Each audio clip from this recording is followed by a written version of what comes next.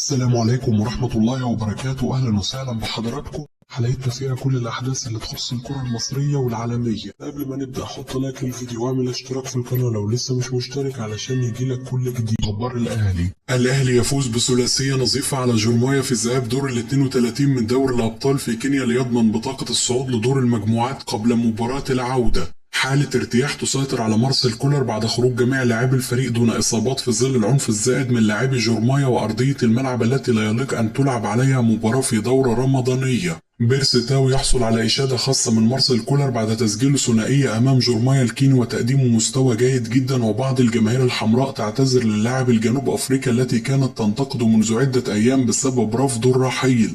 الأهلي يوضع يحيى عطية الله لفحوصات طبية بعد عودة الفريق للقاهرة بسبب شكوى من إجهاد بعد مواجهة جورمايا.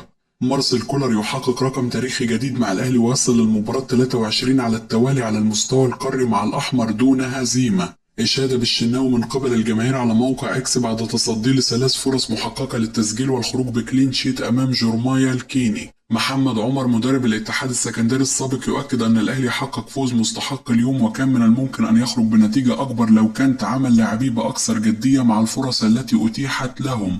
ضياء السيد يؤكد أن الأهلي قدم مباراة جيدة جدا أمام جورمايا الكيني، وأنه لولا التراخي الذي حدث للاعبين بعد تسجيل ثنائية مبكرة لكان أحرز الأهلي الكثير من الأهداف في مباراة اليوم. خالد بيومي يشيد بإدارة مارسيل كولر المميزة لمباراة جورمايا الكيني والطريقة التي بدأ بها المباراة والتي ساعدته على تسجيل هدفين مبكرا، ويلوم على حكم المباراة بسبب عدم حماية اللاعبين من الالتحامات القوية من لاعبي جورمايا. هشام حنفي نجم الأهلي السابق يشيد ببيرسي تاو وظهوره بشكل جيد في مواجهة جورمايا الكيني وتسجيله ثنائية، ويؤكد أن أي لاعب آخر كان من الممكن أن يتأثر بأنباء رغبة الأهلي في التخلص منه في موسم الانتقالات الأخير، وأن اللاعب الجنوب أفريقي يحاول إثبات للجميع في هذه الفترة أنهم مخطئين. خالد بيومي يؤكد أن بيرسي تاو لاعب جيد جدا ولا يوجد بديل له في مصر وأفريقيا، وأنه لا يحتاج سوى دعم الجماهير والجهاز الفني للاستمرار في التألق، وأنه لابد على كولر الحديث مع اللاعب بشكل مستمر والتعامل معه نفسيا بشكل جيد لإخراج أفضل ما لديه، وأنه لو انتقل لأي نادي آخر سيقدم الإضافة،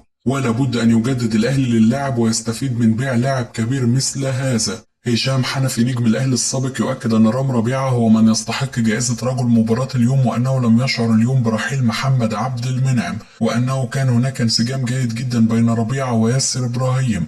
ضياء السيد وخالد بيومي يتعجبون بشدة من كمية العشوائية الكبيرة في الكرة المصرية وعدم تسليم الأهلي درع الدوري الموسم الماضي حتى الآن، وعدم تحديد اتحاد الكرة ورابطة الأندية شكل المسابقة في الموسم القادم حتى الآن. هشام حنفي لاعب الأهلي السابق يشيد بتغيير الطاهر محمد طاهر أمام جورمايا الكيني، ويؤكد أن اللاعب أضاف للفريق هجوميا رغم أنه أضاع فرص مؤكدة، لكنه صنع حالة جيدة جدا وكان قريب من التسجيل، وأنه لابد أن يعمل اللاعب على تحسين الفينش. ضياء السيد يؤكد أن بيرسي تاو حينما يكون في الفورمة لا يوجد أفضل منه، لكنه مشكلته فقط القمص ولوي البوز عند الجلوس بديلا أو استبداله، وأنه يتوقع تألق اللاعب بشكل كبير مع الأهلي في الموسم الحالي لإثبات للجميع أنهم كانوا مخطئين أو لتسويق نفسه، خاصة أن هذا هو الموسم الأخير له مع الأهلي. خالد بيومي يؤكد لكولر أن الهفوات الدفاعية التي حدثت أمام جورمايا الكيني لو حدثت أمام فريق كبير قد تسبب مشاكل عديدة للفريق، وأنه لابد من علاجها سريعا.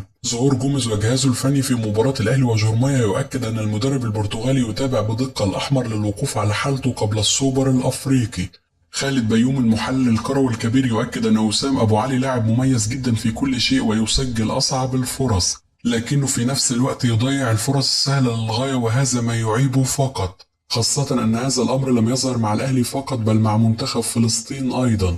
خالد بيومي يشيد بطاهر محمد طاهر ويؤكد أنه لا يتفق مع الجماهير التي تنتقد بقاء اللاعب مع الأهلي، ويؤكد أن طاهر لاعب مؤدي للأدوار التي تطلب منه بشكل مميز وهو ما يحتاجه أي مدير فني.